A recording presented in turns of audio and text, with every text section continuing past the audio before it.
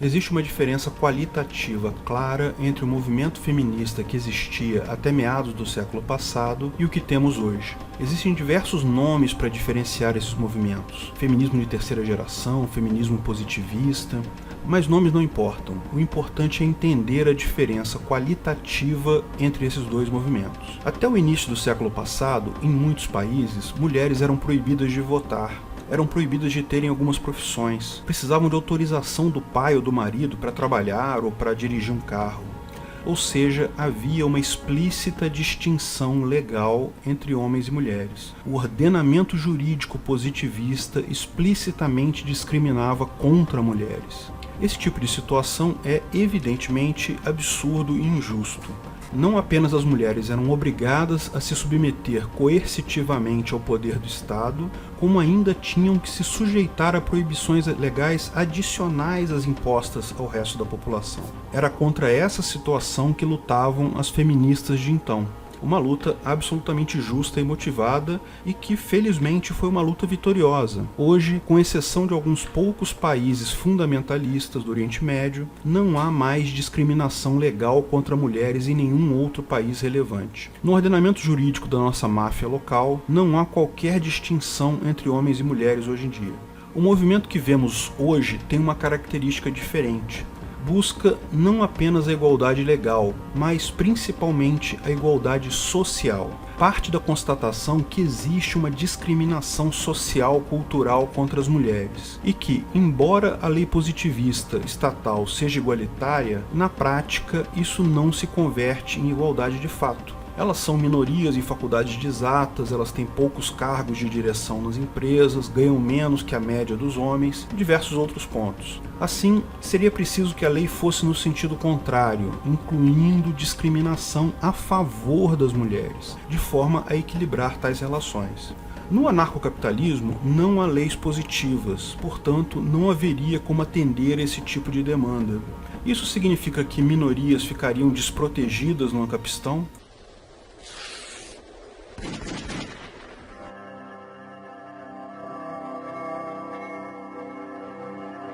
Sem Estado, como proteger as minorias?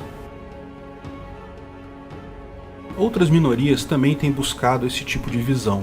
Relações homossexuais já não são crime como já foram um dia. Casamento e adoção também já são temas superados, embora há pouco tempo. A comunidade LGBT+, não precisa mais lutar por igualdade legal, mas visando combater a cultura e costumes sociais, a homofobia, que prejudicam essa comunidade, buscam agora leis discriminatórias a favor, visando equalizar essa situação. A mesma diferença pode ser apontada com relação ao movimento por igualdade racial. Há mais de um século não há mais escravidão legal positivada sobre qualquer raça. Ninguém discute que a escravidão foi uma mácula terrível na história do mundo, particularmente na história do Brasil. O movimento abolicionista foi extremamente necessário e sua causa absolutamente justa. Escravidão fere o PNA, como eu já expliquei em outros vídeos. Mesmo após a abolição, outras leis remanescentes ainda discriminavam contra negros por muito tempo, até meados do século passado, e sempre houveram movimentos para combater esses absurdos. Hoje não há discriminação positivada contra qualquer raça, mas o movimento persiste devido à mesma visão. O movimento luta por discriminação legal favorável como uma forma de compensar dois pontos. Por um lado, entende-se que existe uma discriminação racial na sociedade e na cultura vigentes, portanto, uma motivação similar à apontada pelos movimentos feminista e LGBT, mas, adicionalmente, há uma dívida histórica,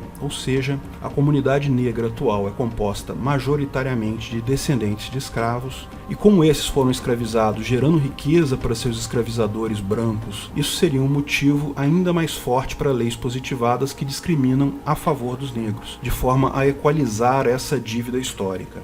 Existem alguns questionamentos sobre se realmente existe tal dívida histórica. Da mesma forma, há questionamentos se realmente existe diferença salarial entre homens e mulheres e alguns outros pontos das motivações desses movimentos. Mas eu vou tratar esses assuntos em outros vídeos. Quando tiver feito tais vídeos, vou incluir os links aqui. Quero focar nesse vídeo na efetividade das soluções propostas. Supondo que tais pleitos sejam justos, como tratá-los em uma sociedade libertária? O direito de livre associação e promoção de ideias são conceitos base da ética libertária. A liberdade de expressão é um princípio basilar e absoluto. Veja outro vídeo sobre isso. Nesse sentido, é importante ressaltar que tais movimentos são válidos no anarcocapitalismo. Independente se você acha que a motivação é válida ou não, independente se você se identifica com um grupo ou não, se você concorda com as demandas ou não. Sobre a ética libertária, é forçoso reconhecer que eles têm todo o direito de levantar as pautas e buscar suas demandas. Lógico, isso deixaria de ser válido se resultasse em violência contra você ou sua propriedade. Mas cabe levantar um ponto importante. Esses movimentos buscam hoje basicamente criar leis que discriminam a favor desses grupos. Numa sociedade libertária não existem leis coercitivas, não há governo. Em tese, poderia-se dizer que a pauta deles seria inócua. Os movimentos perderiam seu propósito, visto não haver leis para criar ou alterar. Será verdade isso? Vamos começar com um outro questionamento. Esse tipo de lei discriminatória a favor de determinado grupo seria algo efetivo hoje em dia no Estadistão? Existem diversos questionamentos sobre isso. Que algumas pessoas vão se beneficiar de leis discriminatórias a favor de determinados grupos, lógico que isso ocorrerá. Mas se isso é efetivo para contrapor a discriminação cultural ou social para a totalidade do grupo, isso é sim questionável. Por exemplo, o fato de 7% dos negros entrarem na faculdade devido à política de cotas não gera vantagem significativa para a grande maioria dos negros. É uma diferença grande na vida de quem se beneficiou, sem dúvida, mas são poucas pessoas. A diferença que as cotas fazem na grande maioria do grupo é nula. O efeito global, portanto, é bem pequeno. Leis que obrigam determinada porcentagem de mulheres em cargos, da mesma forma, privilegiam algumas mulheres, mas não traz vantagem para a grande maioria delas. O efeito prático, no cômputo geral, é muito pequeno. Muitas vezes levanta-se o poder educacional da lei. O fato de o governo ser uma entidade superior e estar dizendo para nós, meros indivíduos, ao aceitar tal lei, que ele acha isso certo, e nós devemos nos corrigir e também passar a discriminar positivamente tais grupos. Minha opinião é que isso é balela. O tal poder educacional da lei, particularmente aqui no Brasil, sofre de esgotamento absoluto devido ao excesso de uso. O governo criou tantas leis com um objetivo educacional, com absoluta falta de eficácia prática, que tudo que provoca na sociedade é a reflexão sobre qual grupo político está por trás de mais uma lei que vai infernizar nossa vida. O efeito educacional é muito pequeno, mas pode-se arguir que, mesmo que o efeito positivo seja pequeno, pelo menos ele é algum efeito. Se temos um problema, é melhor ter uma pequena melhoria do que não ter melhoria nenhuma, certo? O fato de ser pouco não é um argumento em favor de se fazer nada. Mas a questão é que esse pequeno efeito gera uma enorme quantidade de outros problemas. Quando se discrimina favoravelmente a determinado grupo, fatalmente estamos discriminando todos que não pertencem àquele grupo. O Estado não cria nenhuma riqueza. No momento que alguém tem vantagem, outros terão desvantagem. Ninguém discorda que violência contra a mulher é algo absurdo, mas ao criar a tal lei do feminicídio, o que o governo está dizendo é, em última análise, que a vida do homem vale menos. Política de cota para negros em universidades é uma discriminação contra pessoas brancas, asiáticos e nativos americanos. Ninguém gosta de ser discriminado contra. Então, não é impossível divisar que esse tipo de ação que busca aumentar a igualdade acaba gerando animosidade e sensação de desrespeito pessoal. Além disso, começam a surgir outros problemas. Por exemplo, quem merece mais incentivos? Negros? Mulheres? LGBT+? Acaba-se criando uma hierarquia de castas de privilégio legalmente estabelecidas, cuja justificativa fica cada vez mais frágil. Qualquer que seja o modelo definido, se alguém pegar tais leis que o Estado criou, vai ser possível calcular o peso relativo que se está colocando em cada grupo com tais medidas. Isso é receita para injustiça. Estabelecer critérios de aceitabilidade de raça são outro grande problema, particularmente aqui no Brasil, onde a grande maioria da população é mestiça. Sempre se chega a soluções absurdas na prática. Autodeclaração, tribunais raciais, cor da pele por cento de DNA, qualquer solução que se escolha tem um potencial enorme de erro e injustiça. O pequeno benefício que a gente viu dessas medidas justifica o custo? É difícil dizer, mas vamos fazer um exercício mental. Podemos entender o problema com base num jogo de extorsão do governo sobre pessoas. Vamos imaginar que o conjunto da população listada como uma linha enorme em um critério único de desigualdade. Agora o governo vai extorquir direitos igualmente de todo o seu rebanho. Algumas pessoas ainda vão ficar tranquilas, outras vão ter grande prejuízo. O governo, vendo isso, resolve facilitar para uma determinada minoria, baixando a taxa de extorsão dessa minoria.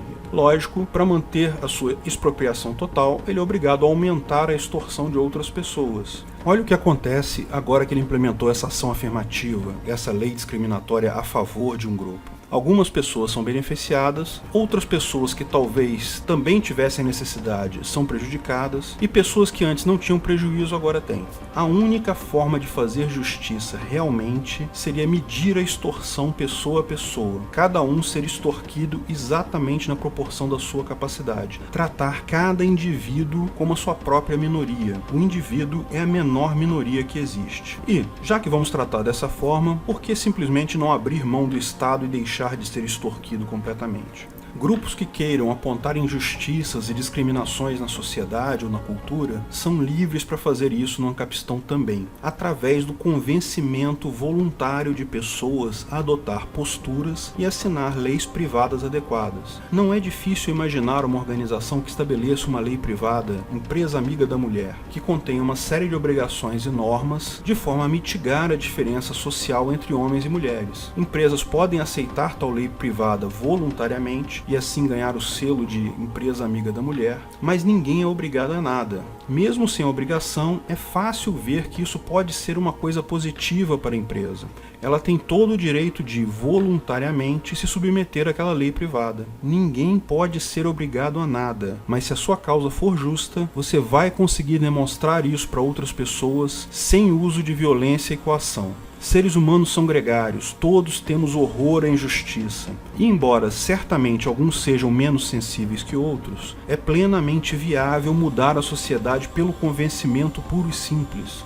De fato, não há outras formas de mudar a sociedade, porque coação e violência não mudam nada. Ideias, somente ideias, podem iluminar a escuridão. Se você gostou do vídeo, não esqueça de curtir e compartilhar. Comente abaixo se tiver qualquer dúvida ou se quiser sugerir novos temas. Se inscreva no canal e clique no sininho para ser avisado de novos vídeos. Lançamos vídeos novos todas as sextas-feiras, eventualmente algum vídeo extra durante a semana. Agradeço a todos os nossos apoiadores no Patreon e Apoia-se, principalmente a nossos patrocinadores VIPs, Bruno Brinatti, Keller, Fabrício Biasotto, Gabriel Carres, Matheus Azevedo, Matheus Nardi, Onias Vieira Júnior, Rodrigo Andolfato, Washington Matos Polotto. Quer ganhar uma camiseta com o logo do canal e uma das frases marcantes de um de nossos vídeos? Se inscreva no canal, clique no sininho e veja mais informações no comentário fixado no topo desse vídeo. Faremos um sorteio na próxima terça-feira, onde selecionaremos um ganhador. Outras 2 camisetas serão sorteadas entre os apoiadores do Patreon e Apoia-se. Participe! Se quiser contribuir com o canal, ajudar na divulgação do anarcocapitalismo, veja na descrição do vídeo de que formas você pode fazer isso.